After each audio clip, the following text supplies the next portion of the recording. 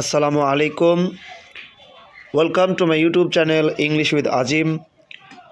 প্রিয় শিক্ষার্থী বন্ধুরা, তোমরা সবাই কেমন আছো? আশা করি সবাই ভালো আছো, সুস্থ আছো। আমিও ভালো আছি ইনশাল্লাহ। বন্ধুরা, তোমাদের জন্য আরেকটি রাইটিং পার্টের ক্লাস নিয়ে আসলাম। আজকের এই ক্লাসে তোমাদেরকে একটি ইম্পর্ট্যান্ট প্যারাগ্রাফ শেখাতে চলেছি আমি। আজকে আমি তোমাদেরকে যে প্যারাগ্রাফটা পড়াবো সেই প্যারাগ্রাফের নাম হচ্ছে the life of a farmer, একজন কৃষকের জীবন।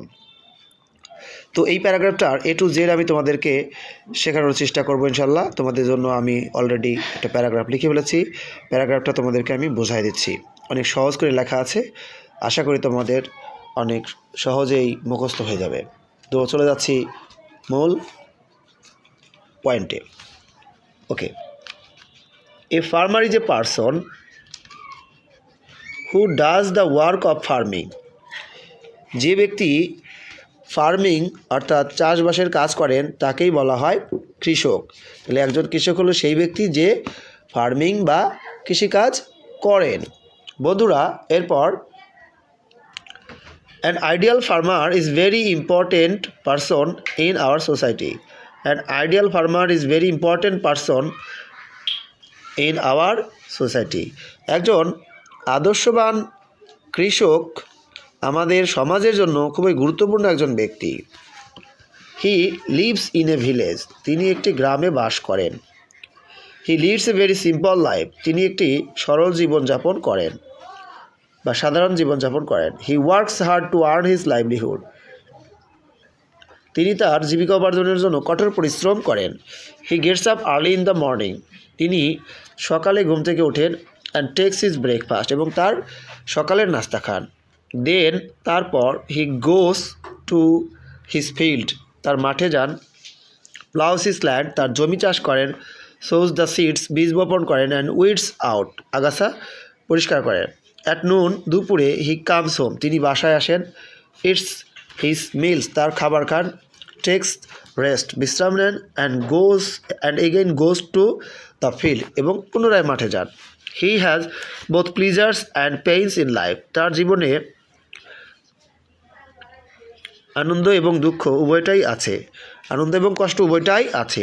He gets pleasure. তিনি আনন্দ পান। When he gets. যখন তিনি পান এ গুড হারভেস্ট। ভালো ফসল পান তখন তিনি খুশি হন। হি সরোস। তার দুঃখ নো বাউন্ডস। দুঃখের সীমা থাকে না। When the crops are not good. যখন ফসল ভালো হয় না তখন তার দুঃখের সীমা থাকে না। দো হি ওয়ার্কস হার্ড। যদিও তিনি কঠোর পরিশ্রম করেন, কাজ করেন।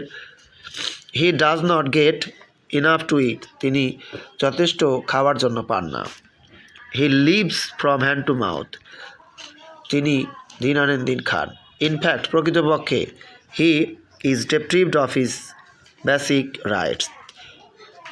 প্রকৃতপক্ষে তিনি তার মৌলিক অধিকার থেকে বঞ্চিত হন।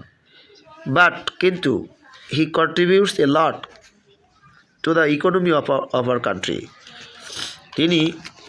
তিনি আমাদের দেশের অর্থনীতিতে গুরুত্বপূর্ণ ভূমিকা পালন করেন।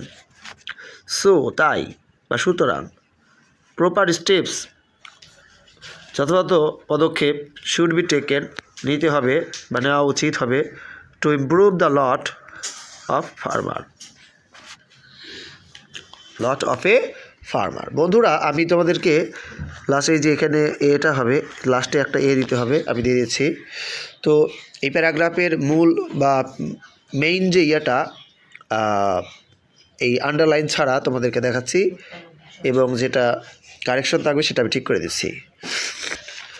তো বন্ধুরা, আমি তোমাদের সমস্ত এখানে যা হয়তো কারেকশন ছিল সেটা করে দিয়েছি। এখন এটা হলো ফ্রেশ কপি।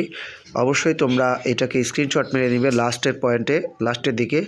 তবে আমি তোমাদেরকে যে বাংলা করে দিলাম এটা বুঝবে আগে, কারণ বুঝতে না পারলে কিন্তু প্যারাগ্রাফের লাইনগুলো মনে থাকবে না, মনে আসবে না। তো আশা করি তোমরা আমার কথাগুলো বুঝতে পেরেছো, এবং এই প্যারাগ্রাফটা তোমাদের ভালো লাগলে অবশ্যই একটি লাইক দিয়ে দিও। পারলে বন্ধুদের মাঝে শেয়ার করে দিও। এরকম জাতীয় সকল রাইটিং পার্টের ক্লাস পেতে অবশ্যই ইংলিশ উইথ আজিম ইউটিউব চ্যানেলটাকে সাবস্ক্রাইব করবে। আর যারা সাবস্ক্রাইব করেছো তোমাদেরকে অনেক ধন্যবাদ। তো বন্ধুরা, সবাই ভালো থাকো, সুস্থ থাকো। আল্লাহ হাফেজ।